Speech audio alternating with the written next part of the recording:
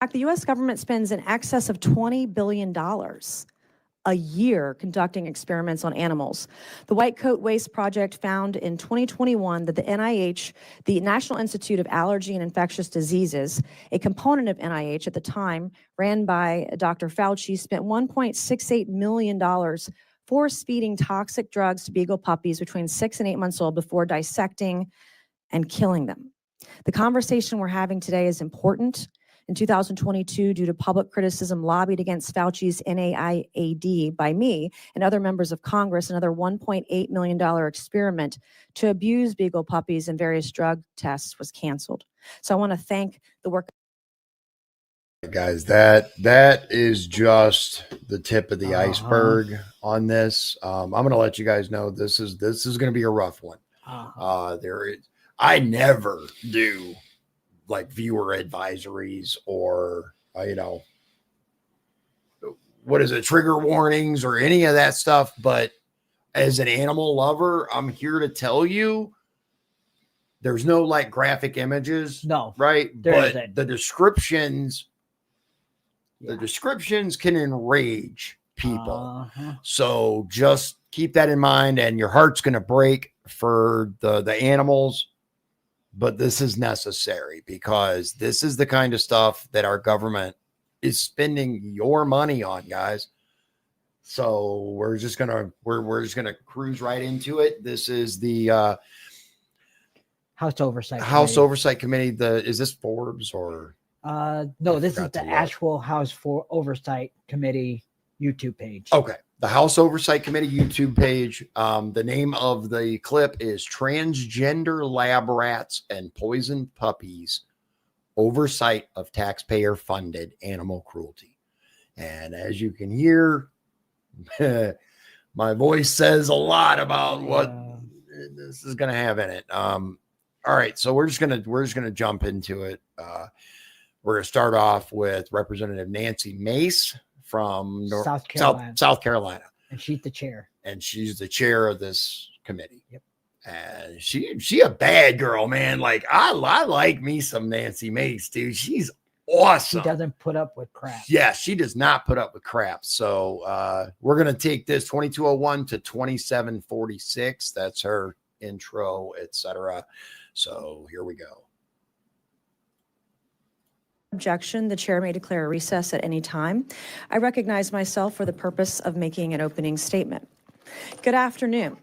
Late last year, the White Coat Waste Project exposed more than $10 million in taxpayer funds that were spent creating transgender mice, rats, and monkeys. What? These DEI grants funded painful and deadly transgender experiments that forced lab animals to undergo invasive surgeries and hormone therapies at universities across the country. For example, the Biden-Harris administration spent $2.5 million taxpayer dollars to study the fertility of transgender mice.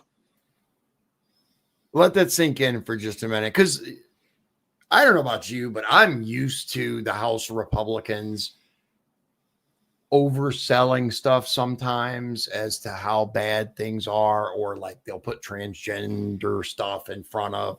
No, this is actually, they were actually experimenting on animals and doing invasive surgeries on them to change their gender and then do more experiments to see what happens. Millions of dollars of your money, dude. This is messed up stuff. Yeah. Like we talked about before the show, who does this? Yeah, who thinks this is okay? Like, I genuinely can't imagine anyone other than evil individuals doing something like this. Let that sink in. We spent over $2 million studying the fertility of transgender mice. $1.1 million was spent to find out if female rats receiving testosterone therapies to mimic transgender men were more likely to overdose on a party drug, commonly used in the LGBTQ community to induce drug-fueled what's called, quote, chemsex. I asked my staff what. Okay. Moving right along. I just had to take a breath. what was chemsex and the chemical, and I guess it's something called GHB, which is a date rape drug, and also a drug that's used recreationally. So we spent over $1 million to find out if female rats receiving testosterone therapy were more likely to overdose on a date rape drug. What? Like, that's what your taxpayer dollars were being spent on. Federal funds were also used to forcibly transition male monkeys to see if hormone therapy made them more susceptible to HIV. Now, I didn't know this until recently, but monkeys cannot be infected with HIV. Yet this federal— Wait, hold on. I thought they told us that's where it came from. That's what I thought too. I distinctly remember that shit, dude. Because like I said, I was around in the 80s. My mom had a friend, a really, like, her best friend in the world was gay, like flamboyantly gay, right? And he had a friend who got HIV. And so they had to give me a crash course. I was young on like what it is, because they talk about it, da-da-da-da-da. Everything we were told about it was that it started because of an interaction between monkeys and people. That's what I thought. So now we're learning that they can't even be infected with it. That's what they say. Yeah. fully funded experiment forced them to take hormone altering drugs to study a virus they cannot have. The Biden-Harris administration was so eager to propagate their radical gender ideology across all facets of American society that they were surgically mutating animal genitals. Like, taxpayer money went to that. So my question is, were they castrating mice, castrating monkeys? Were they getting double mastectomies? The language that they used in many of these experiments were, quote, gender affirming care, which I learned about 3 years ago what that meant. I thought that was maybe just some hormones or something something like that. But apparently gender affirming care is actually surgical mutilation of genitals. And apparently it's not just humans, they're doing it too. We were doing it with taxpayer dollars to animals. It's well known that because of the differences between animal and human biology, animal testing frequently does not produce results relevant for humans. In fact, 90% of novel drugs that are successful in animal tests fail in human clinical trials. 90%, dude? Yeah, that's what I was telling you earlier. You know, I'll tell you, I used to be a big advocate for animal testing because I believed what we were told, that this was necessary, that we learn a lot by testing on animals, by, mice are very similar to humans, and had I known that 90% of this is useless, 90% of the animal suffering in the name of science is fucking pointless, I'd have been joining some of these crazies that I thought protesting these labs, dude. Like, what? What? Today's scientific questions are so complex that we have well surpassed a time where it is useful or appropriate to rely on inhumane animal experiments to answer them.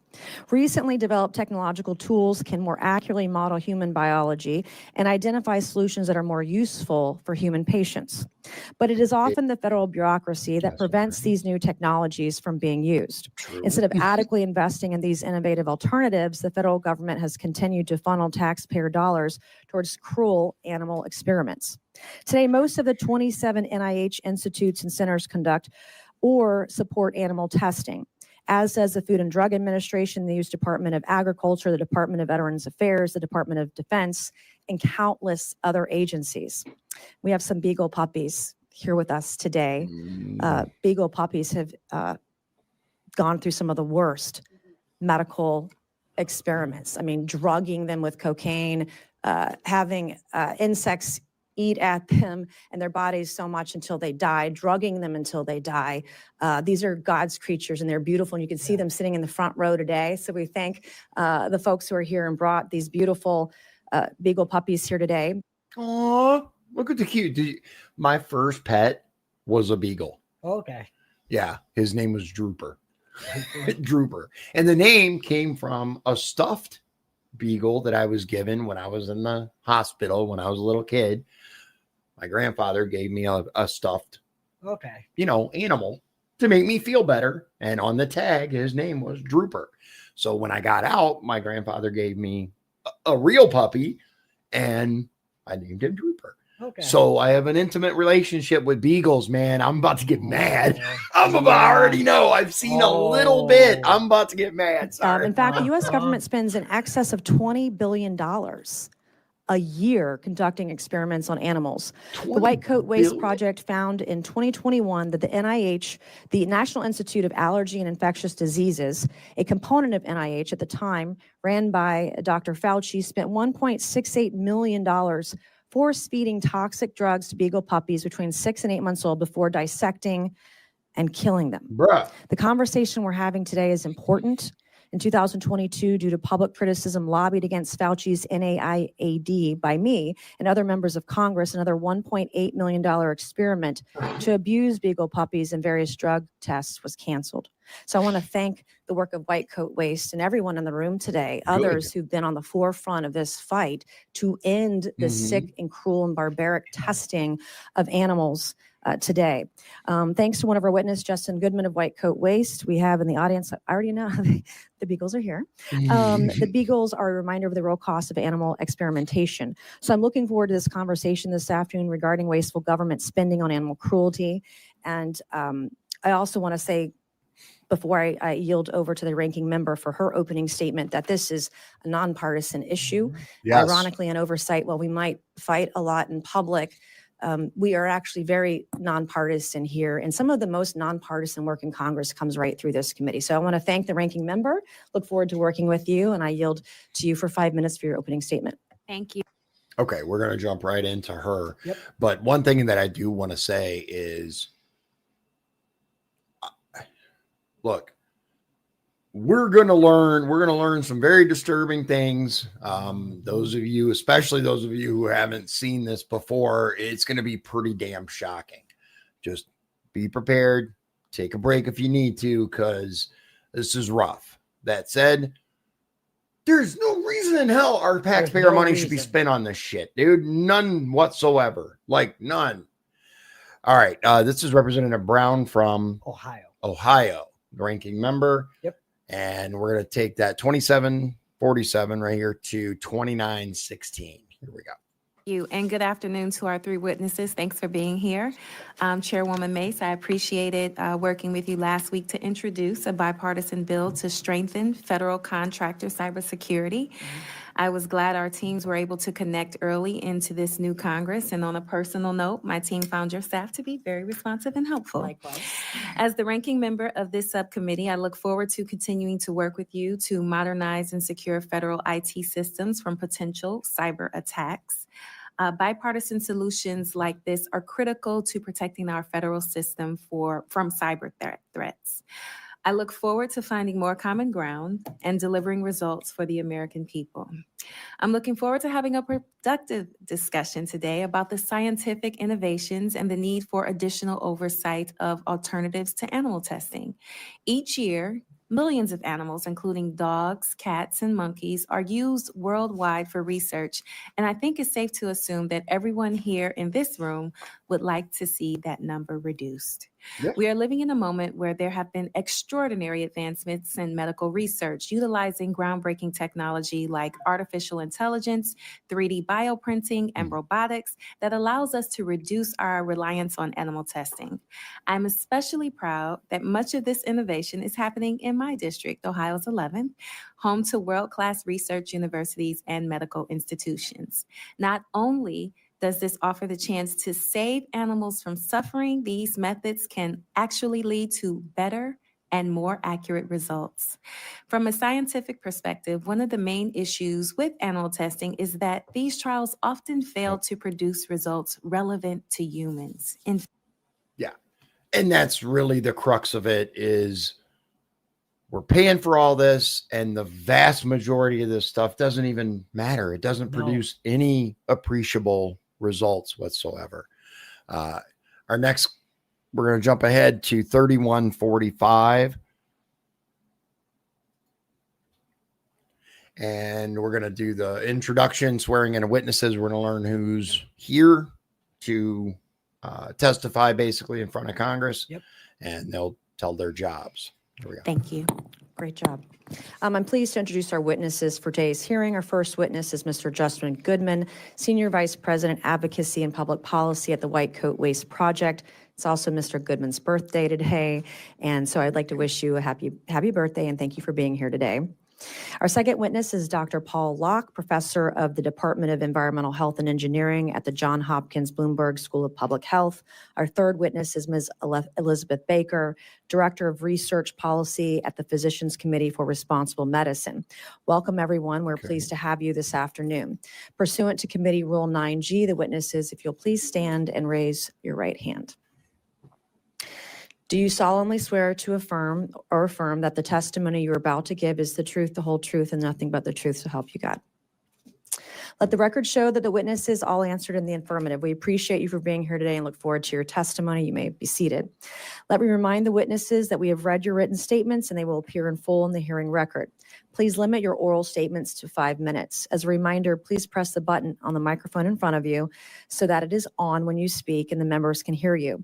When you begin to speak, the light in front of you will turn green. After 4 minutes, the light will turn yellow. And when the red light comes on, your 5 minutes is up.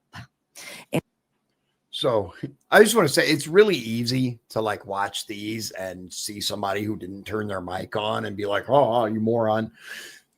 Remember, though, and I have a hard time remembering too, it's different when you're actually there and you got all these cameras on you and these lights and these people and all of that. And sometimes it's really easy to forget to turn the mic back on.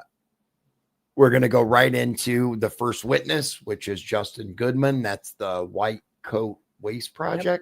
Is that what it's called? White Coat Waste.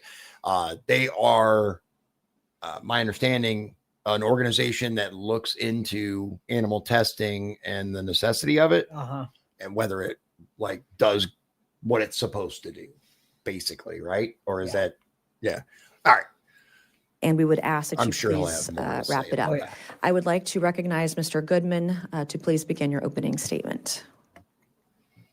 Oh, like the beagles. Look at the puppies. Thank you. Chairwoman Mace, Ranking Member Brown, and distinguished members of the committee, thank you for the opportunity to testify today. As the chairwoman mentioned, it's my birthday, and this is the greatest gift I could possibly ask for. My name is Justin Goodman, and I'm the Senior Vice President of Advocacy and Public Policy at the nonprofit, nonpartisan government watchdog White Coat Waste Project. White Coat Waste has one mission: to stop taxpayers from being forced to pay for cruel, wasteful, inefficient, and dangerous animal experiments in labs around the world. Okay. Lab survivors Nellie, Beasley, and Oliver sitting behind me are three of the many reasons why. Oh, they're actually Many from the people lab? don't realize that the U.S. government... Oh, I thought they were just beagles representative. Those are the actual dogs? That was saved, yeah. Oh. Government is not only the single largest funder of animal testing in the country, but in the world. Uncle Sam outspends the private sector on animal testing 2-to-1. This isn't something to be proud of. What? Over 20 years ago, the NIH budget doubled and animal testing skyrocketed. But overall, people aren't healthier or living longer. Right? It is estimated that over $20 billion a year of taxpayers' money is still wasted annually on ineffective and inhumane tests on tens of millions of puppies, kittens, and other animals. $20 billion a year we spend on animal testing through the various agencies of our government. That's nuts, dude. Am I being flippant when I use the word waste? Absolutely not. The NIH itself has said, quote, animal models fail to mimic disease or predict how drugs will work in humans, resulting in much wasted time and money, end quote. Yet agencies continue to dump billions of tax dollars into animal tests despite the horrible return on investment. Experiments we've uncovered range from the savage to the stupid: injecting puppies with cocaine, staging hamster fight clubs, putting dead turtles on treadmills. One of the reasons this... Wait, putting dead turtles on... Why the... Yeah, that's what I was wondering. Why would you... Problems gotten so out of control is a stunning lack of innovation, transparency, and accountability. Oh my God, dude. Agencies do not report or even track in some cases how much money is being spent, how many animals are used, what's being done to them, where, and what taxpayers are getting out of it. We file hundreds of FOIA requests every year to glean just basic information. When we can find out how tax dollars are being spent, it becomes apparent why federal agencies fight against disclosing details. For example, Senator Rand Paul's December 2024 FtF report highlighted cruel taxpayer-funded cat experiments exposed by my organization. In one $10 million DARPA grant, cats have marbles shoved up their rectums and are electroshocked to make them defecate in constipation experiments. Yeah. Don't worry, I'm not gonna replay that. Wow. Yeah. What possible like scientific result could that We've also recently identified over $240 million in NIH grants for transgender animal experiments, including $26 million in active funding. Some of these tests, as the chairwoman mentioned, examine the effects of party drugs on animals injected with testosterone and how hormones used for human gender transitions impact the size and shape of animals' genitals. How does this translate to helping the average American? Right. Shockingly, 95% of this funding came from Dr. Fauci's NIAID. Speaking of Dr. Fauci, our group is perhaps best known for exposing his and USAID's funding for dangerous gain-of-function animal experiments at the Wuhan lab. We also uncovered his support for cruel beagle tests around the world. So this group right here was responsible for us knowing about the sick shit that Fauci was up to at NIH and he was NAID. You might have missed it, but he said it's not just happening in the U.S. It happens around the world. Dude, experiments. This is disgusting. It's like this is evil. It just is. It's evil. Taxpayer-funded animal tests may have caused COVID. Unfortunately, the government hasn't learned its lesson from what happened in Wuhan. Today, there are still 26 animal labs in China, including labs controlled by the Chinese Communist Party and tied to the military, approved to receive NIH funding. This isn't just a misuse of taxpayer dollars, but presents a national security threat. Yeah. As of today, we are still sending money to basically labs in China. Dude, like you can't make this up. No, you can. Here's the crazy part is if you saw this kind of crap on like primetime TV, you'd be like, that's horrible writing. Like, there's no way that could happen in real life. What? White Coat Waste recently obtained a contract funded by the NIH and DOD that's paying for 300 beagles a week to be restrained and injected with or force-fed experimental drugs in a Chinese lab. The reason they chose beagles like Nellie, Oliver, and Beasley, the contract states, and I quote, "Beagle dogs are docile, cute, and easy to domesticate, so it has been the best choice," end quote. So sad. Yeah, they're innocent and they trust you. So by all means, abuse that trust. You know, like pedophiles do. Yeah. Dude.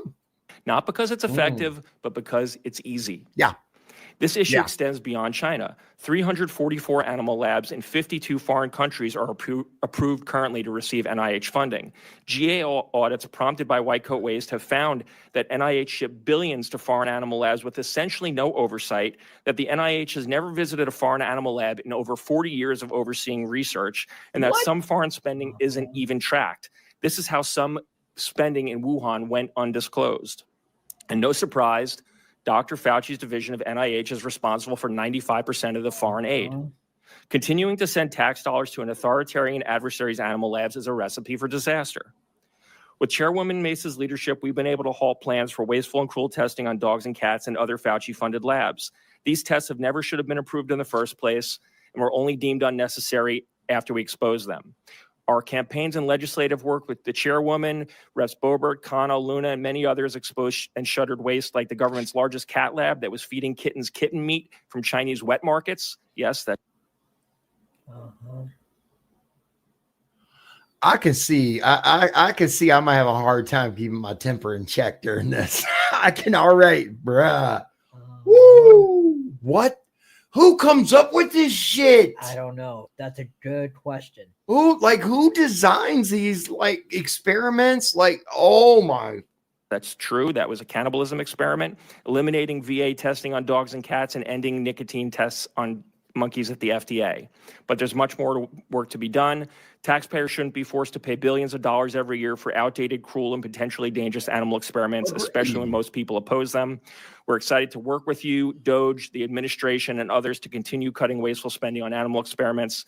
Thank you for the opportunity to testify today on my birthday. I look forward to your questions.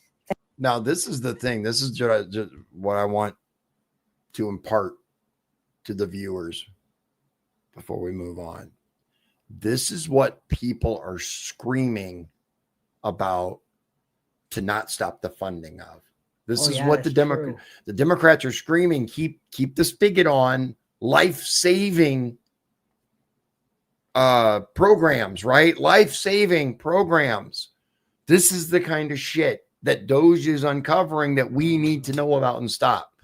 It's not the stuff that's actually legitimately helping people. We don't want to stop that. At least most of us don't. But, oh my God, dude. Like, it's going to get worse, isn't it? Just wait. Okay. Anyway. Woo. All right. Normally, I say grab a sandwich. Probably not good to eat during this. Not during this. All right. We're going to jump right into the next witness, which is Dr. Paul Locke. That's going to run till 4132. Here we go. Thank you. I recognize Dr. Locke to please begin your opening statement. Chairwoman Mace, Ranking Member Brown, and members of the committee and subcommittee, thank you for inviting me to offer comments at today's hearing. My name is Paul Locke. I'm a professor in the Department of Environmental Health and Engineering at the Johns Hopkins Bloomberg School of Public Health. I'm an attorney and an environmental health scientist, and a substantial portion of my work has concentrated on the uses of non-animal methodologies in research and regulatory decision-making, with an emphasis on the promise that these methods have for both reducing animal use and improving evidence-based decision-making. I want to state for the record that the opinions here that I offer are my own, and they do not necessarily reflect the views or positions of the Johns Hopkins University or the Johns Hopkins Health System. Today, I want to cover three major points. First, the scientific questions facing us increasingly call into question our reliance on animal models and demand that we move forward with more human-centric science. Second, federal agencies must play a leadership role in this transition to these new human-centric models. And third, the development and deployment of these models represent innovation and places where U.S. businesses and scientists are and must continue to be at the cutting edge. Let's start with a discussion about scientific methods and needs. The complex scientific challenges that we now face require that we move away from traditional animal models and embrace new technologies that do not involve animals, but instead incorporate human biology. These technologies include small engineered systems such as organs on a chip and microphysiological systems, or three-dimensional groups of cells such as organoids that mimic many of the important functions of human organs. I would also include AI in this group. Now, while there's considerable enthusiasm around the promise of these new methodologies, unless federal agencies and departments support their development and recognize their promise, they will never be able to reach their full potential. We're not going to be able to replace animals in biomedical research with the meager investments that federal agencies are now making. EPA, FDA, and NIH all have important roles to play in unlocking the potential that these technologies have for designing better drugs, protecting the environment, and improving health. Based on our research, there are currently major gaps in the frameworks needed to support new methodologies, and it's imperative that the federal government step forward. The federal approach has been passive and reactive. What we need is for federal agencies and departments to lead efforts to development, implement, and use these methods. And my written testimony goes into greater information about what federal agencies can be doing, and I hope we'll have some questions on that as well. Finally, the U.S. must continue to lead the way in these technologies so that we are setting the global standards in these fields rather than following other nations. He's right. I mean, he makes some excellent points. And I didn't I automatically thought of AI when they were talking about the advances that make the animal testing unnecessary or extraneous or whatever. But he mentioned a couple of things that I know nothing about. It sounds very, very like sci-fi, man, but it sounds cool. Here's the thing. There's enough out there now, I think, that even if animal testing worked, we can move away from it. So Dude, I genuinely don't know what we're doing anymore in this country. We're going to jump to Elizabeth Baker, which is the next witness, and that starts at 43:17.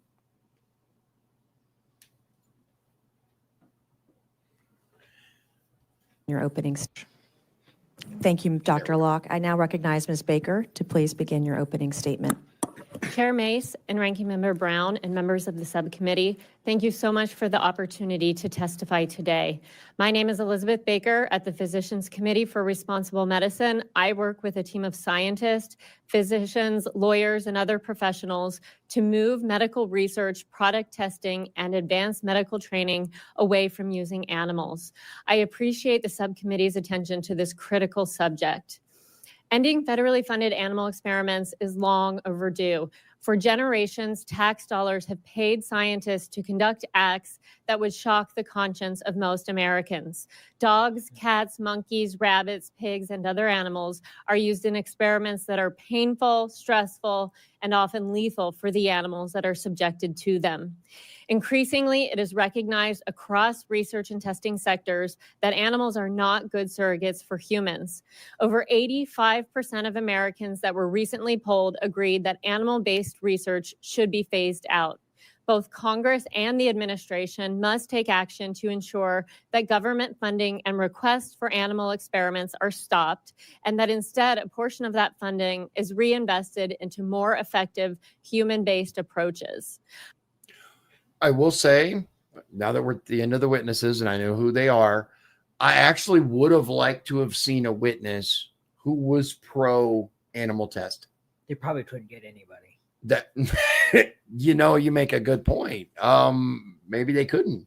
Because I remember like especially like, I remember like the AIDS, right? Really the AIDS epidemic, because we started learning about how all this, I started learning about how all these drugs come to market, right? Okay. And the testing that they go through, and I'll make a show on that. But we were assured, we were insisted to that animal testing was absolutely critical for all these drugs. I kind of heard that too in the 90s. Yeah. I don't remember the 80s.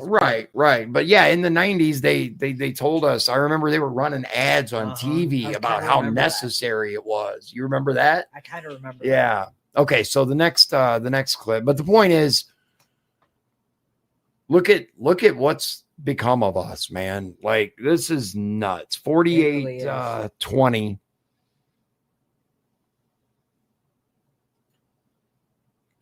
And we're on to Representative Mace, and it's 48-20 to 53-28. Here we go. Thank you all for being here today. I will now recognize myself for 5 minutes of questioning.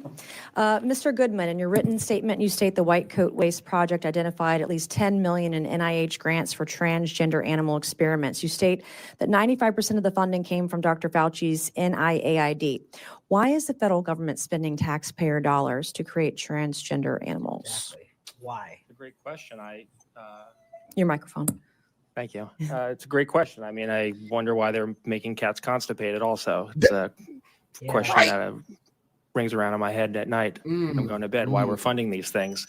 A lot of the programs that are funded do latch on to some type of social trend, and then animal experimenters use it as a money grab, as an excuse to get NIH tax funds from some, in this case, DEI grants were used to fund a lot of this stuff. So people who abuse animals find some kind of excuse to bring in new money, and they'll switch their research program over to something that's trendy to bring tax dollars into their university. I mean, that's part of the big problem here, is that colleges and universities are taking 25 to 40% off the top of every single one of these grants for indirect costs that go into a slush fund that has nothing to do with the research. So they're willing to let experimenters do whatever they want to animals to keep the money flowing in. Some It's people all about might the money. describe that as money laundering. Yeah. All right. Are sex change experiments that forcibly transition mice, rats, and monkeys necessary for science? Absolutely not. Why do these experiments at all, if they aren't producing useful human relevant research, why again, you think it's a money issue? Follow the money? Animal testing is big business. As you know, I've been long vocal Mhm. about animal experiments and federal funded animal testing, and worked with you to prevent Fauci's plan to waste almost $2 million in taxpayer dollars to maim and murder beagle puppies, for example. Why was Dr. Fauci so insistent on poisoning these puppies, even though, as you state in your written statement, the FDA does not mandate that human drugs be studied on dogs? So much of the problem with all of this is institutional inertia. It's that people just continue doing the same thing because that's what they've done before. There was a report that came out, the National Academy of Sciences put out a few years ago about the VA's testing on dogs that Congressman Khanna actually helped us get the NAS to conduct. And they found that most of the VA's testing on dogs was unnecessary. And not only that it was unnecessary, but one of the reasons why is that there's this circular reasoning that they use to defend it when they propose a new project. They say, well, we used dogs previously, so we're just going to use dogs again. And there's no one to. What is the VA testing on dogs? Do you know? Say, is that? I wonder if he's talking about the Veteran Affairs. That's what I'm thinking. what I think he's talking about. Yeah. What the hell is the VA testing on dogs? Are they doing like PTSD stuff, or That's what I'm wondering. like I don't know. That's why I'm asking. It's a like I can't think of anything that the VA would need to test dogs for, like health. They're supposed to be about providing care for our veterans, dude. break that cycle. There's not enough oversight to say, hey, maybe we don't need to do this anymore. Maybe there's a better way to do right? it. It's like, if you only have a hammer, everything looks like a nail, and that's kind of the problem. Right. And what would have happened to these beagle puppies if if your organization hadn't rescued them?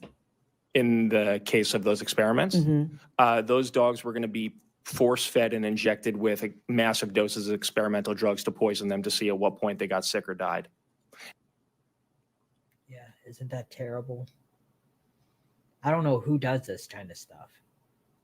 How can you justify No. this? And those tests will have no relevance. Like I will say one thing. It's one thing. It's one thing to test like shampoo on an animal to see how the skin reacts. I get that, right? Non-fatal. It may be slightly uncomfortable. I get that. But the rest of this stuff is just brutal. This is just this is just torture. And Taxpayer-funded torture. Unnecessary. Relevance for the safety and efficacy of that drug in human beings. Thank you. Dr. Locke, I have a few questions for you. Can the scientific challenges we face today be solved by relying on animal testing? No, not all of them. Can you briefly describe how new technologies can allow us to transition away from animal testing without hindering scientific research? There we go. Certainly. I also want to point out that in my written testimony, I do try to lay out a roadmap for how that could happen.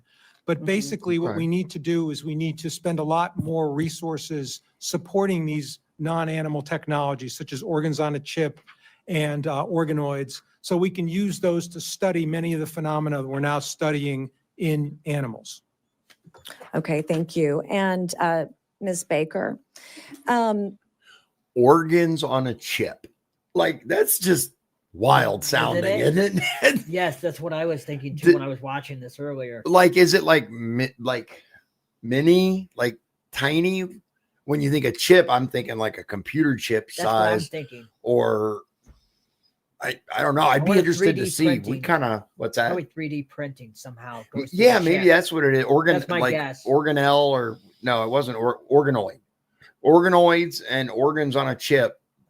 Maybe we'll have to look into that in a later episode and see what these things are, because it sounds cool. Like I gotta lie, it does sound neat, doesn't it? Yeah.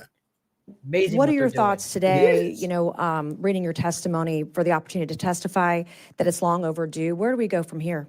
How do we fix the problem? I think we fix the problem by investing in what is going right. We've got to cut a lot of this terrible animal research. We need to cut the National Primate Research Centers. We are funding these centers to the tune of hundreds of millions of dollars every year. We've got to stop funding animal experiments outside the United States, as Mr. Goodman said, that have no oversight. We've got to stop. That's If you can meet your objectives without using animals, there's absolutely no reason that you should. And so Right. And I I was agree going to with say, that. thank you for bringing that up, the amount of money, the hundreds of millions. I recently found out in the state of South Carolina, in my district, there's a primate breeding center and testing site, Alpha Genesis. They've made, to my understanding, over $100 million from NIH over the last 20 or so years. This is a boondoggle. It is a racket.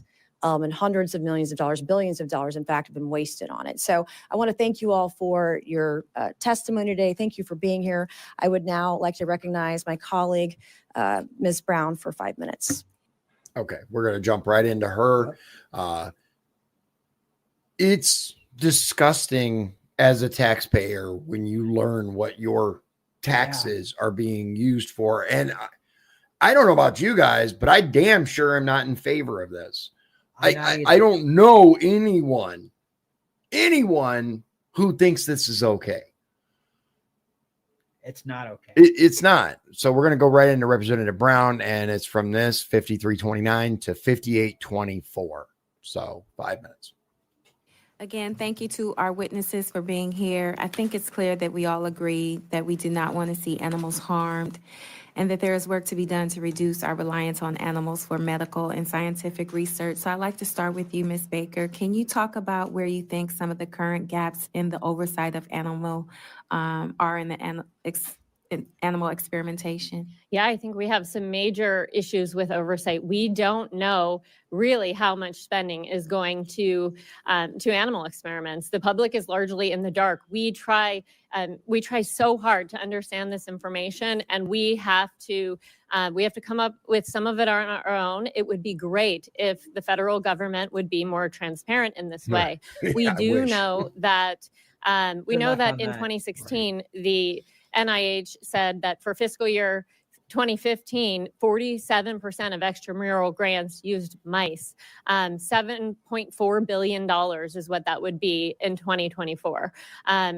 In 2021, NIH issued a figure that said about 8% of grants go to non-clinical, non-animal approaches. Well, non-clinical approaches really mean the animal tests or some of these, or the alternatives. And so a ton of money is going into this. We wanted to understand for cancer. Cancer is one disease area where it is well known that animals are just really poor predictors of human outcomes. We get cancer differently. It behaves differently in our bodies. The failure rate for cancer drugs is 94%. We have cures for cancer in mice. We don't in humans. And so we wanted to look at what is the National Cancer Institute doing? How are they funding? What does their funding look like? And so our analysis is not perfect because it's based on, unfortunately, just the publicly available information, which is not totally transparent. But we found that 45% of their grants seem to be animal related. And so the NIH can really, I think, help by ensuring that there is transparency around this. There's also an oversight. And I just want to point out that they've been doing this testing on animals for my whole life, at least as far as cancer is concerned. Do you guys know of any cures for cancer that have resulted from this? If they exist, they're certainly not on the market. They're certainly not pushing it.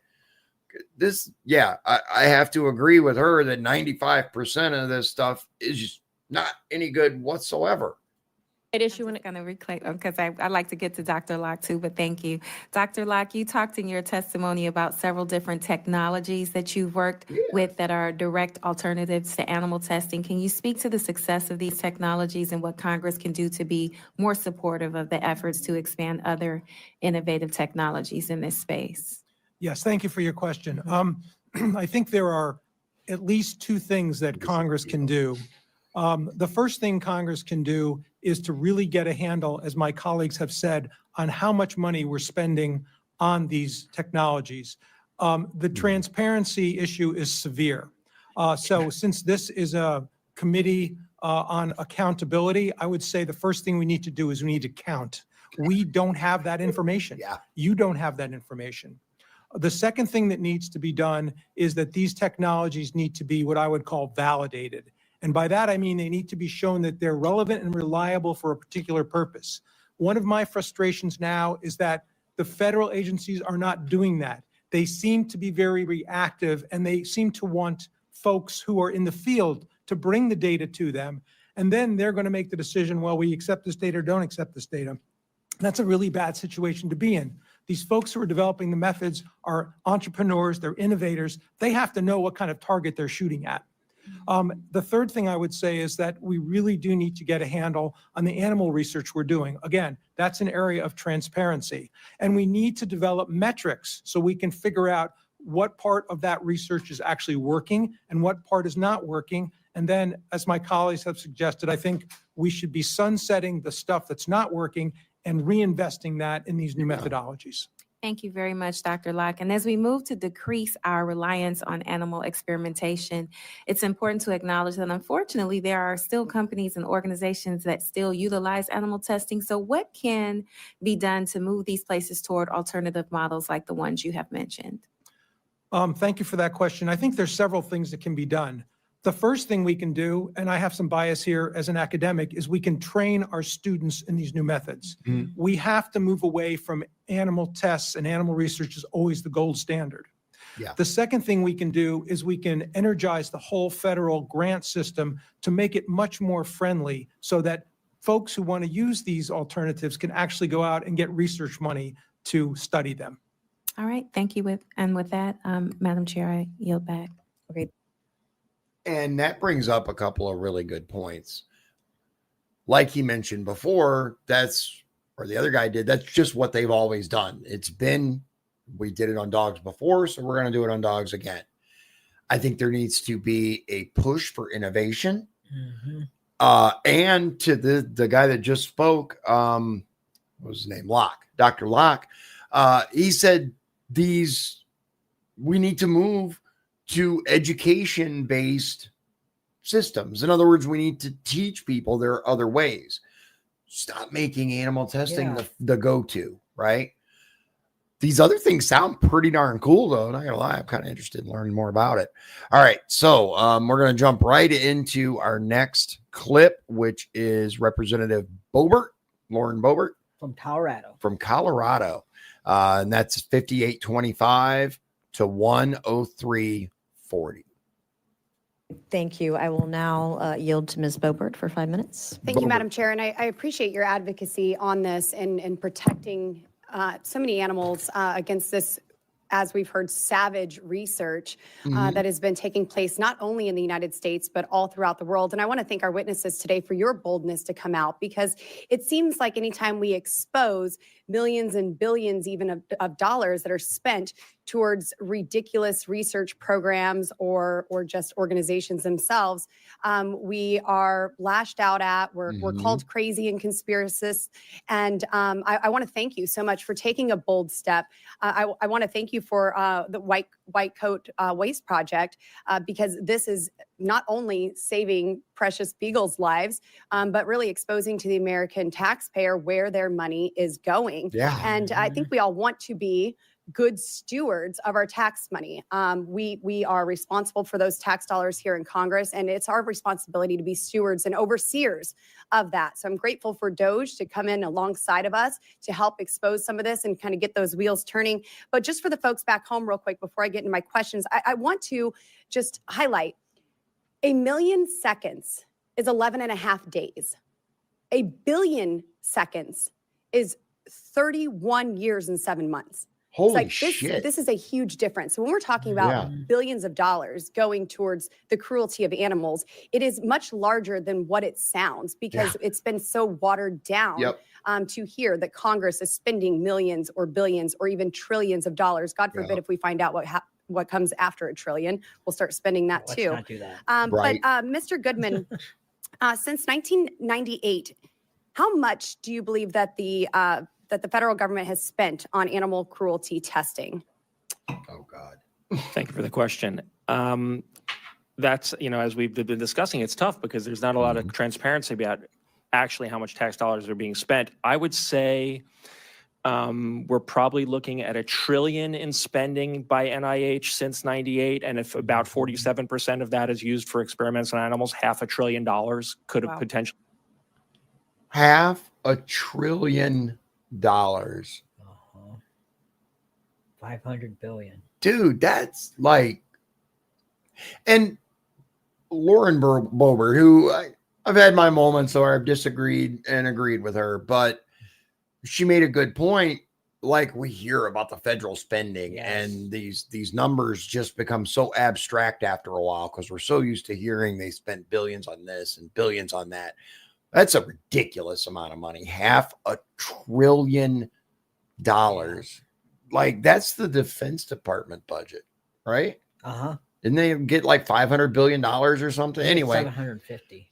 so a lot of damn money. Okay. Actually been spent on animal testing since 1998. That is an extreme number. Thank you for that. And Mr. Goodman, how much money do you think that NIAID wasted on unethical and useless and abusive testing? I would imagine it's about the same because none of this has been very useful or effective. Yeah, so Dr. Fauci ran NIAID from 1984 to 2022, and when he left at the end of 2022, it had a $6.5 billion budget. Again, we don't know what percentage of that was for animal testing, but probably higher than the average across NIH. And I just want to make a note here that Dr. Fauci, and I don't have any issue with him outside of his abuse of animals, he was not just a paper pusher. He was personally involved in animal experimentation, experimenting on monkeys, giving them HIV-like viruses until the day he left NIH. He was the lead. I wish he would have to go in front of Congress. Why? He just lies. True. I mean, I didn't send an email. I didn't fund gain of function research. We did. He's a lying POS, and I don't know why he hasn't been held accountable for it. He should be in jail. He absolutely should be in jail, dude. And I'm going to say it one more time, and then I'm not going to mention it the rest of the broadcast. If you guys don't know what he did during the AIDS epidemic, I do. By all means, look into it. We're not going to get into it right now because there's enough to be pissed about in this. But the man is no hero. He's not. No. Investigator on grants that were funded by taxpayers to do that. And he started his career by infecting chimpanzees with HIV and promising we were going to have an AIDS vaccine back in the 80s, which we never got because, as you mentioned, they don't get HIV, they don't get AIDS, they don't get sick. Yep. So there's been an enormous amount of waste and abuse, and his legacy, unfortunately, he's gone from government, but his legacy at NIAID lives on. Is that a Dr. Fauci chew toy? That is amazing. If you guys, I don't know if you guys can see it. It right is. Here. I didn't catch that. Wait. Yeah, that is a. I did not catch that. Oh, I love it. Yes, fortunately, he has gone from government, but that doesn't prevent us from holding him accountable for not only the wasteful spending, but the cruel tests that have taken place over the years. And the crimes. Maybe you answered my next question. How many of these treatments have found cures in humans that come from this cruel kind of testing? Virtually none. We've heard the statistics today, and any that have come, it's out of pure dumb luck. And they're the exception, not the rule, because animal experiments are a dead end. It's pure chance if something good comes out of it. And so I'm seeing here with NIAID, the budget of spending $6.5 billion in taxpayer money. It's been used to pay EcoHealth Alliance to import hundreds of Asian bats into the U.S. for new viruses in labs in Colorado run by the Wuhan-linked researchers. That's $6.7 billion for the Colorado State University in Fort Collins to research bats. Here. Asian bats because they had to import them. So if you look, I'm just going to say it. If you guys don't think people in the government are actively plotting against the general population of the United States, I got a bridge to sell you. Like there are definitely look at the experiments they do on these animals. How can you not see evil in that? Like there are evil ass people out there. Here in America. And we've also sent billions of taxpayer dollars to unaccountable labs in China and other foreign countries implant aborted baby parts into lab animals. Have you heard of that sort of research? Yeah, we did an analysis a few years ago showing that over 90% of experiments with using human fetal tissue and putting them involved animals were funded by Fauci's NIAID. Do you know where they're getting the? Wait. Okay, he didn't expand on it, and I'm not sure I want him to. But are they taking like are they cutting out babies from people and then sticking them in animals? That's what That's what it sounded like. I'm wondering if they're talking about organs, maybe using human hearts. I don't know. But we're just gonna move on because Yeah. like I can only deal with so much. But Aborted What human the fetal tissue. fuck. By Fauci's NIAID. Do you know where Putting them involved animals were funded by Fauci's NIAID. they're getting the aborted human fetal tissue? A lot of it is happening at colleges and universities that have affiliated hospitals that perform that procedure.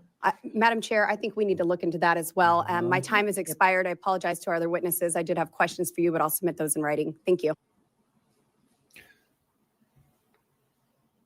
Okay. All right. Yep. I agree with her on that. We need to look into that because what the serious ever loving hell. So these college kids that are told abortions are wonderful and you need to go do it. It's a racket, man. The whole thing's a racket. They go, they have an abortion because they're told, that's what you need to do to send the middle finger to the patriarchy or whatever the frick, right? And then they take that tissue and those organs. You guys have already seen, if you haven't, look it up, the Planned Parenthood where they were selling parts of aborted babies, body parts from babies. Why is it such a stretch for them to put the stuff in animals?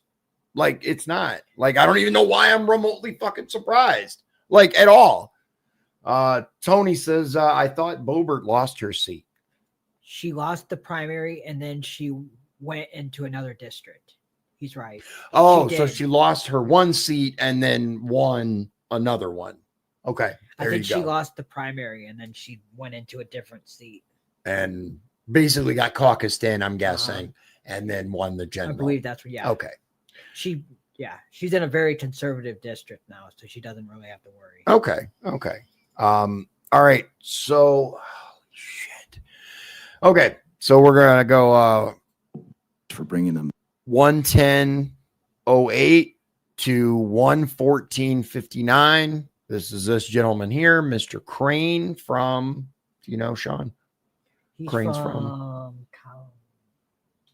Arizona. There you go. Here we go. about in the oversight committee hearing yesterday.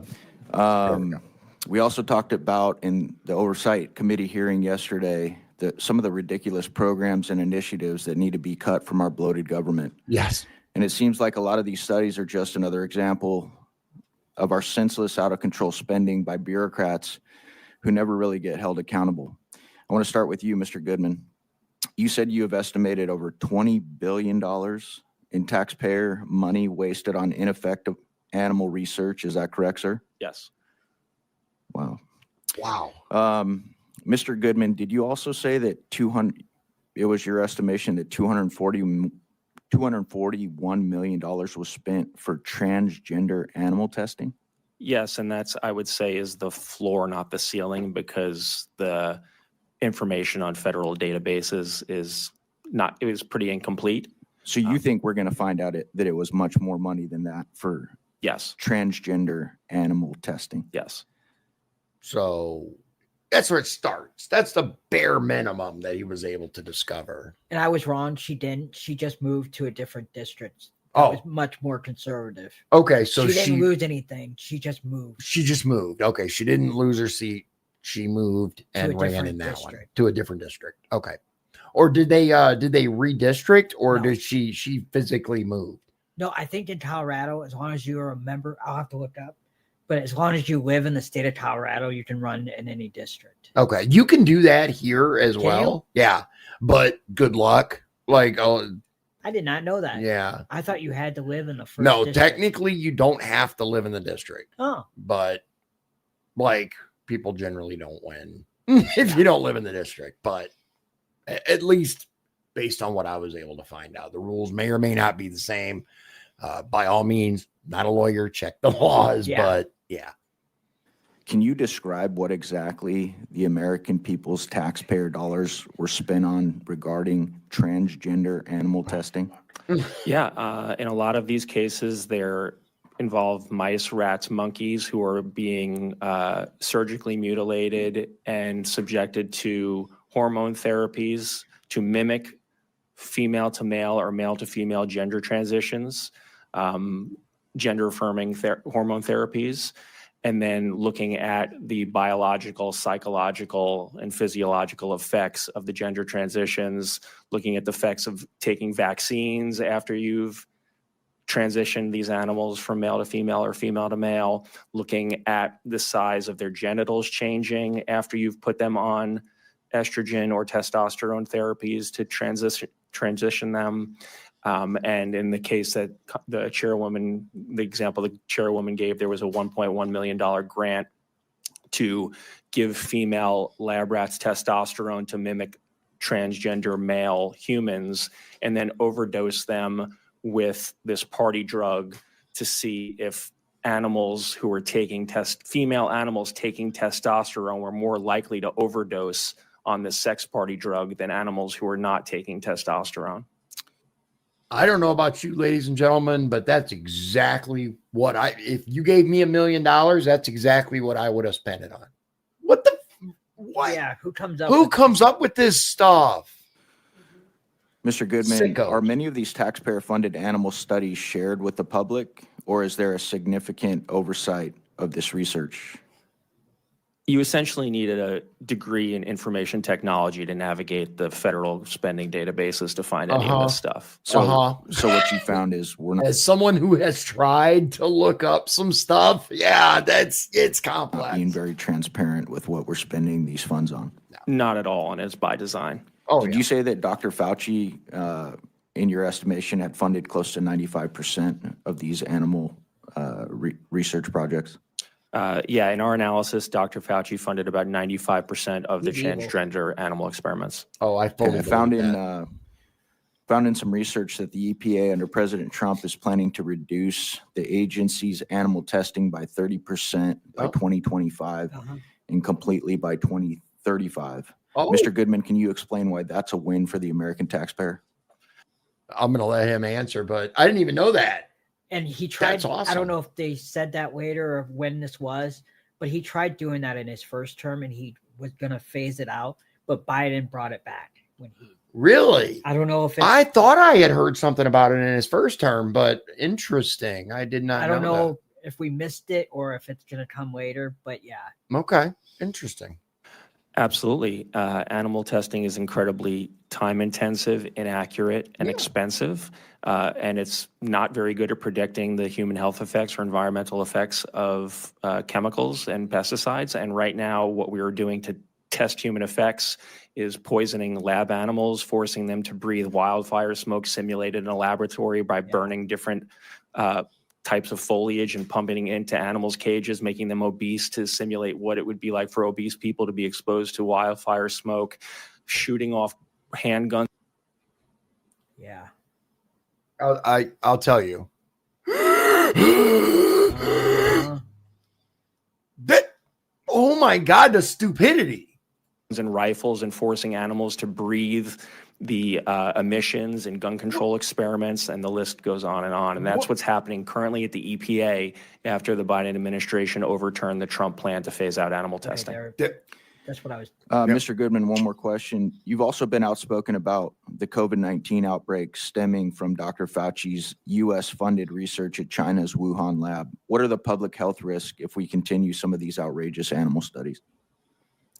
We're flirting with disaster if we continue to fund dangerous virus research, both abroad, like in Colorado, where Fauci greenlit this bat lab. They're trying to import hundreds of bats from Asia to build a new lab in Colorado to do virus experiments with Ebola, Nipah, Lassa, deadly viruses for which there's no cure. It's just a matter of time before we have another pandemic on our hands if we let mad scientists run amok with our money. It's almost like they want another pandemic. That's what I was about to say.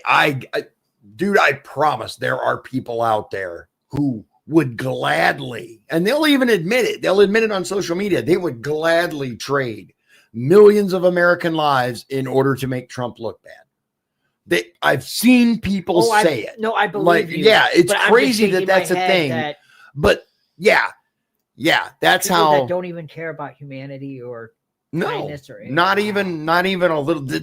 I think they're demons. I think that they're either started off that way or have opened themselves up Yeah. to demonic possession because they're because Yeah. there's no way that I could look at myself in the mirror after even like thinking about doing one of these on a poor defenseless little bruh.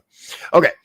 We're going to go into Representative Burleson from Missouri. You see, I knew it was an M state. I'm getting there. And we've seen him before. Yeah. Thank you. I yield back. All right, I will now yield 5 minutes to Mr. Burleson. Thank you, Madam Chair. Thank you for this hearing. I have to admit, whenever I saw the subject line of this, I was surprised that this was a thing. Yeah. Yeah. I'm shocked. I think the American people should be even more shocked to find and disgusted to find out what's happening with their dollars. I think it's actually embarrassing. I can imagine people from other countries look at this country as a beacon and as an example, and here we are spending money, taxpayer dollars, to try to study transgender transing animals and testing them on party drugs. That's insane. I mean, it's insane. My question to you, Mr. Called Goodman, it. is I understand that your organization, White Coat Waste, helped expose the taxpayer-funded experiments on bats that led to the COVID pandemic.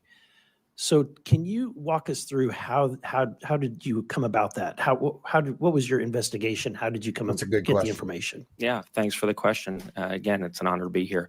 In 2018, we uncovered a lab at the USDA here right outside of the Beltway where they were breeding hundreds of kittens every year and then flying to China and other foreign countries to these disgusting wet markets and buying dog and cat meat.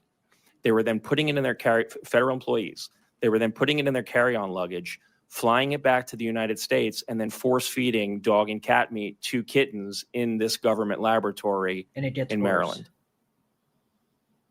They had spent $22 million on this project. For what purpose? They wanted to know if people eating dog and cat meat in China might be exposed to a particular parasite that could be carried in dog and cat meat. Yeah. How in the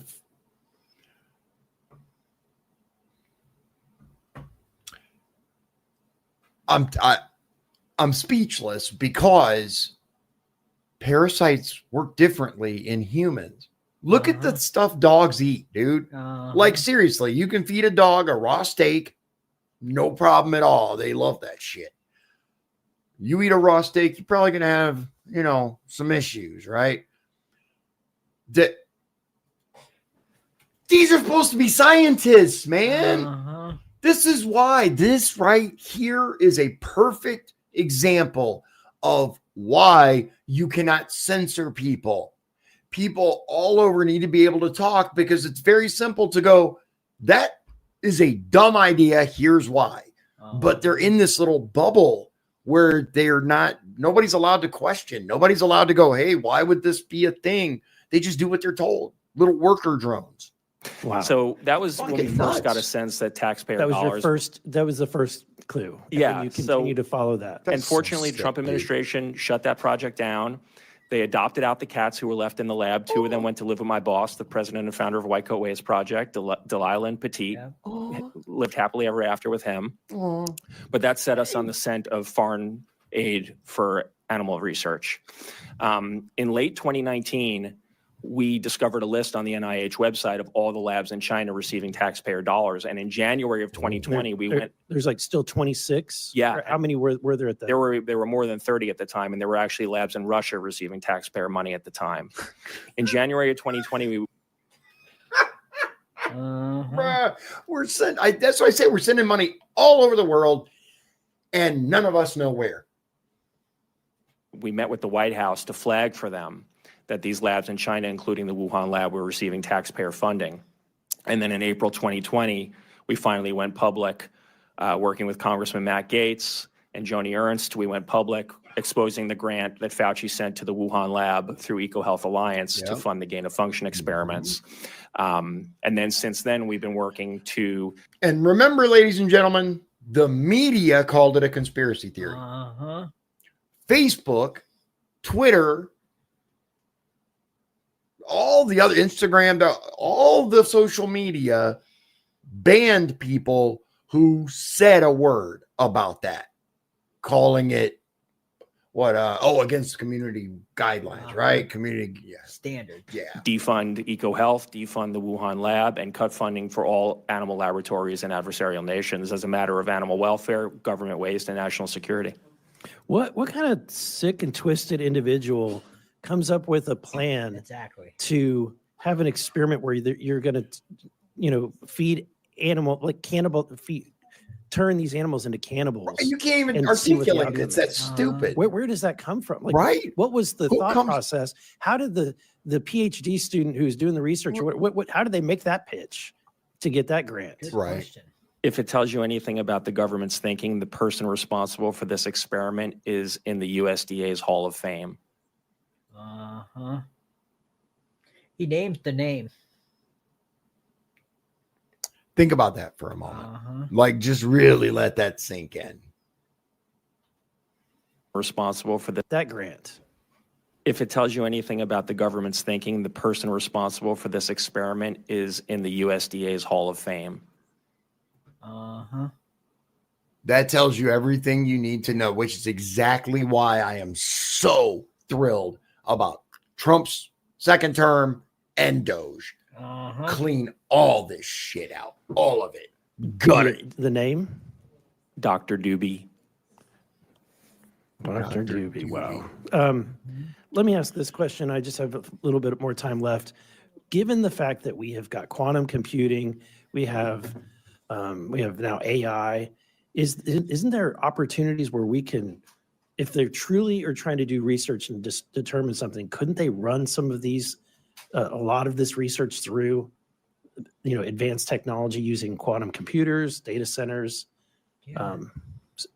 Absolutely. And there's studies that have come out of Johns Hopkins and elsewhere showing that things like screening drugs and chemicals for human safety are actually much more accurate and efficient using computer modeling and AI than testing on lab matter. On a completely different species. Correct. Right? With completely different DNA. Yeah, go figure. It would make sense. Yeah, imagine Thank you. I appreciate what you do. Thank you for exposing all of this. It's shameful that we're still sending money to these, but we will do everything. I will do everything we can to try to stop this. Thank you so much. Oh my God, dude. Like, what? This is the problem, and it all needs to be torn down. We're going to go right back into Representative Brown, 1956 to 123:38, and then we have two more clips after that. All right. Thank you, Mr. Burleson. With agreement from the ranking member, the chair and ranking member will each get an additional 5 minutes to ask questions. So I'm going to yield to the ranking member first. Thank you very much, Madam Chair. So I want to circle back to you, Ms. Baker, with regards to potential legislative solutions that Congress can do to support and increase oversight of animal experimentation. I was just wondering if anybody out there misses Circle Back Girl, Jen Psaki. Oh, yeah. Thank you for this question. One of the things that was mentioned is the numbers of animals. It is unbelievable that in 2025 in the United States, we still don't know how many animals are used in research. The estimate is, up to 100 million, but we need to know that number. And that's a lot of animals, dude. That is. One of the reasons we don't know that number is that a lot of the animals that are used in research are not even recognized as animals under the law. Mice, rats, birds bred for research, invertebrates, they are not animals under the law. And so they are not counted. We can amend the Animal Welfare Act to count those animals by including them in the definition of animals.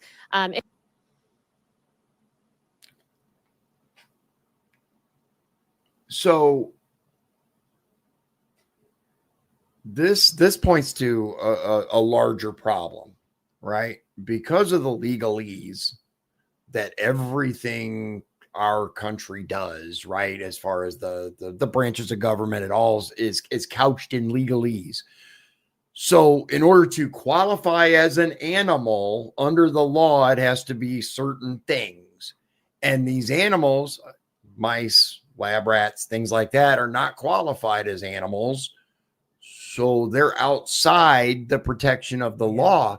What happens when they start changing the definition of human? What happens when they start assigning rights to people based upon certain definitions? We've already seen that with these so-called hate speech laws and other things that affect only a certain subset of society. Dangerous ground. If there are, if there's no appetite for amending the Animal Welfare Act, there are other solutions, and especially focused on federal government spending. So the NIH does require recipients of NIH funding to do some reporting, but it's not transparent and it's not accurate. Every 4 years, if you receive NIH grants, every 4 years, you need to provide some assurances that you are complying with NIH policies. And every 4 years. So they give you a big old check to go and do this research with and check in with you after the next president's term. What the fuck? Yeah. What the hell, dude? They need to change that. We're just handing money out and going, hey, see you in a few years. Let me know how it comes out. What? And in that is an average daily inventory of animals. It's just an estimate. It's not transparent. To get that information, you would have to do FOIA requests. And so there is actually some proposed legislation, the Federal Animal Research Accountability Act, that would that could change this. Simply put, if you receive NIH grants, then once a year, you need to report on how many animals you have used, how many have been housed, bred, used in research, and that should be made transparent. At minimum. Thank you for that. Like at minimum, that should be I the appreciate reported you information. giving your testimony today. And I think it's Mr. Goodman. I do have a question with regards. We keep hearing about the care, and I think that the gender affirming care, and I do find that concerning. Just for clarification purposes, can you let me know what is that dollar figure and where is the source from? For those experiments? Yes. That's the source of that is NIH reporter website and the usaspending.gov website. Okay, and what was the dollar figure? Let me get it for you. And I have a spreadsheet with all of those projects. Okay. I'd be happy to share it. The dollar figure was $240 million in recent grants. $26 million of those are active grants. Okay, and the 241 million is for? So that's grants that are available in the NIH reporter database that I think we used. And again, I have this actual search saved. If you use search terms transgender and animal models, those were the hits that came up. Okay, because I think the article that you cited in your statement indicated there was $10 million. Yeah, that I was just trying to get clarity. That original article, that was just a subsection of a sub-selection of the projects. It wasn't everything. Okay, yeah. All right. Yeah, that was just a tiny piece of the $250 million spent on transitioning lab animals. Mm-hmm. What? Nuts. It is absolutely insane, man. There's no way this is real life. Like, this has to be those who subscribe to the simulation theory. Whoever my player is, bro, we need to respec. I'm just saying, because no way, man, no way. All right, so we're gonna jump right into Representative Mace, and we got a couple more minutes of her. 123.39. So right after this to 126.13. Here we go. Thank you very much. You're welcome. All right, and I will yield back. Thank you, and I'm going to yield to myself for 5 minutes, and Congresswoman Boebert, I'm going to yield to you for a minute or two if you have, I think you had a couple extra questions you want to ask. My first question. Before I get started, though, I do want to say this. This is far more congenial than most of these we watch. Oh, yeah. Like, I got to give even Brown, who was very Democrat, Uh-huh. wasn't getting buck wild about the transgender stuff. Nope. Wasn't get like, This is completely nonpartisan. I appreciate this, man. Yeah. Like, I'm just saying, good job to everyone involved in this. Mr. Goodman, what is the worst animal testing experiment God. you've ever heard of Oh, God. and uncovered? Just wait. There's some really bad ones out there. What is the absolute Oh, worst one God. you've ever heard of and uncovered? The kitten cannibalism was pretty horrendous. Breeding kittens just to force them to eat cat meat and then killing them even though they were perfectly healthy after they collected their feces out of a litter box. I mean, that's literally what was happening. They were doing that to thousands and thousands of kittens. The DOJ until recently was stabbing, shooting, and blowing up live animals for training exercises. We were able to cut that and defund that. The experiments that the NIH funded and Fauci funded in Tunisia, where they were putting the dogs and heads in mesh cages and filling them with biting flies. Yeah, there's a lot of nightmare stuff that we're being forced to fund, and taxpayers don't like it, and they don't Nope, even know they how don't. bad the situation is. If they did, they would be, marching in the streets. Yeah. And Dr. Locke, a question for you. What are the prospects of a drug therapy that fails animal testing? Is it likely to receive regulatory approval? Thank you for your question. I'm not an expert on the drug development process, but the way you've described things, I think if the drug would not make it through the tests that are required, it would not be able to be in the market. If I could just add, though, that Congress has really looked closely at this issue about developing drugs and has passed a law, the FDA Modernization Act, that removed the requirements for testing drugs. And my understanding is that there's bipartisan support for another law because Congress feels that the FDA is not moving more quickly in this area. That is the FDA Modernization Act 3.0 that would force the agency to really pay a lot more attention to using alternatives. Okay. He had to have misspoke because what he said was it removed the requirements for testing. Oh, yeah, I think he means for animal testing. Yeah. I'm hoping, I think because that's what he means. on the other hand, it's not like we haven't been given untested medications before. And then Ms. Baker, before I hand it over to Ms. Boebert, I love your idea of revisiting the Animal Welfare Act. I'd be open to working with you and finding that language and doing a bill that would insert that language to define what an animal is. I think it's very important. I'm all about small parts, big difference. Of course, I would like to eradicate animal testing altogether, but that seems like an easy win that we could work on together in a nonpartisan manner. So I would love to talk to you about that, and I will yield the last 2.5 minutes to Ms. Boebert. Okay. And The final clip. yeah, this is the final clip. We're going to end with Representative Boebert, and it is about 2 minutes, a little over. Here we go. Thank you, Madam Chair. I think the NIH probably should change their acronym to FOD, Faces of Death. Yeah. This very much sounds like a show that my mother would not let me watch as a child. And, just hearing how I don't even know what egregious she's this talking is. about. You never heard of Faces of Death? Uh-uh. Okay. So really quick. Okay. It was a underground videotape that existed in the 90s, right? And it was a show, a TV show that purported to show real deaths in various circumstances, right? Like, this guy got killed, the weirdest deaths, right? This guy got killed when the car fell on him, and then, purported to show the reality of it. I was able to score one and didn't tell my mom. It wasn't nearly as bad as everybody made it out to be. I was legitimately disappointed. I'm a teenager, like, woohoo! And it was just like, I've seen worse on HBO, dude. Like, There's many more things that I have listed here. Of course, we've heard of the beagles who were in the mesh cages. I don't know if their vocal cords were paralyzed or if they were removed, but they were prevented from barking, correct? Yeah, there was a project that Dr. Fauci funded. Actually, we worked with Chairwoman Mace to expose that they were doing drug testing where they were poisoning puppies with massive doses of drugs, and the laboratory cut there was actually a line item in the contract for a cordectomy. Wow. To cut the vocal cords so the dogs would not bark in the lab. Terrible. I would hate for your, sick research to be interrupted by an uncomfortable dog.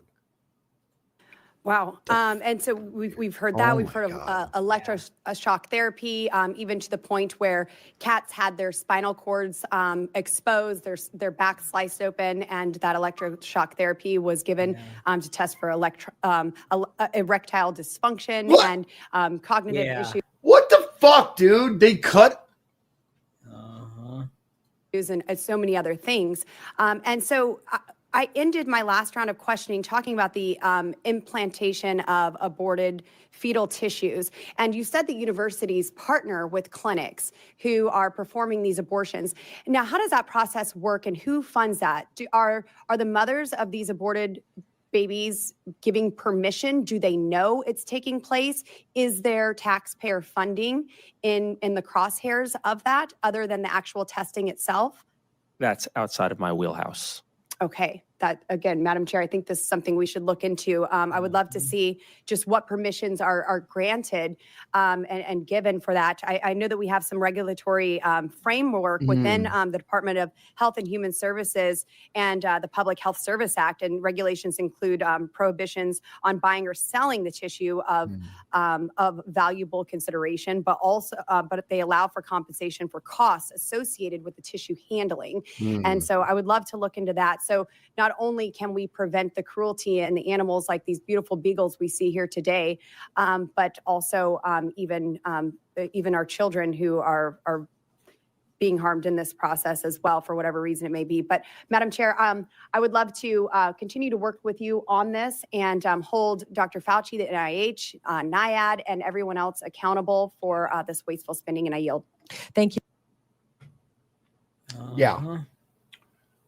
Yeah. So that is what has been going on under the watch of our federal government, our so-called National Institute of Health for Health, I don't know, whatever, the NIH. I am speechless when it comes to this, man. Like, there's evil in the world, but in general, you're not really subjected to it. And this is just one evil thing after another. And who does that? Who the fuck comes up with this stuff? Exposing. Yeah. Dude, I don't even know if I can make it through saying it. Exposing the spinal cord of a cat and hooking it up to electrodes to test ED or to something with in humans. What? I think whoever greenlit this shit should have it done to them. I think that, the punishment, I'm always a big fan of the punishment should fit the crime, right? I think if you're going to do that to a poor, defenseless, helpless cat, dude, I love cats. Oh, yeah, anybody who knows me knows I got a thing for cats, especially little black cats. They're my Achilles heel. They're my weakness.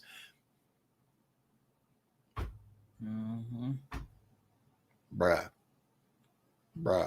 Usually I like to end the stream on a high note, a joke, a song. I got nothing. No.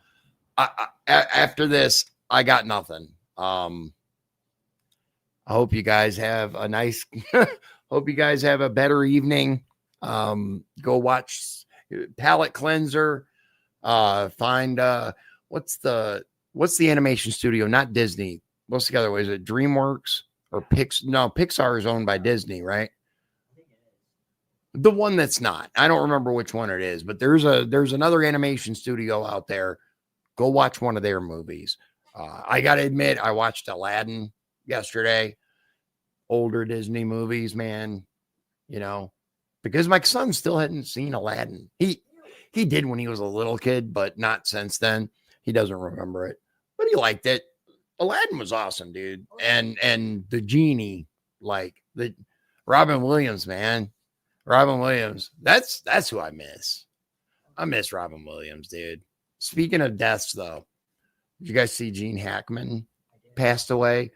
Him, his wife, and his dog. Now, initially, they said no foul play suspected. But what they recently said, right before we got online, I saw that they said there's enough justification for an investigation. Oh, really? See, I didn't know that. I didn't read that part, but it doesn't surprise me.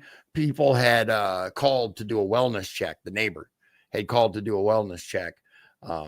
So it makes sense that he was not out for a while, or not alive for a while, whatever you want to call it.